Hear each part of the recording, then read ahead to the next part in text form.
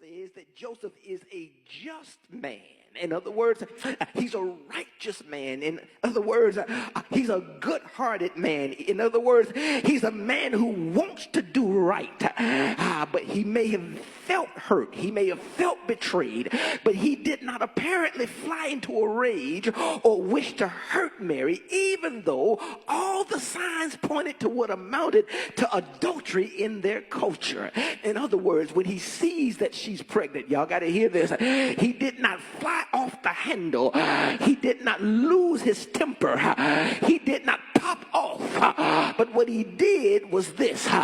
He realized that there was a possibility that God was at work. I'm preaching in the midst of everything that was ugly. I need you to tell somebody, if you don't tell them anything else today, look them in the face and say, neighbor, there is a possibility that in the ugliest season of your life, God is still at work. You're telling the wrong person. Look at somebody else and say, neighbor, there is a possibility that at the darkest point of your life, God is at work fixing and arranging and orchestrating stuff that will bless you beyond your wildest imagination.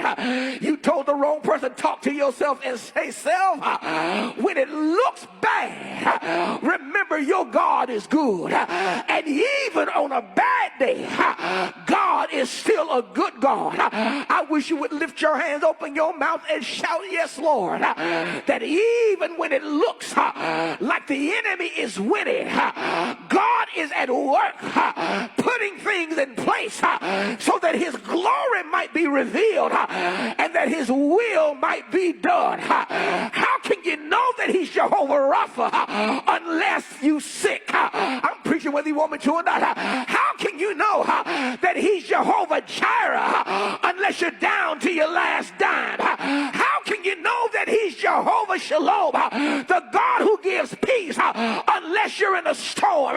Will you touch somebody beside you and say, neighbor, whatever you're going through, if God's hand is on your life, it's a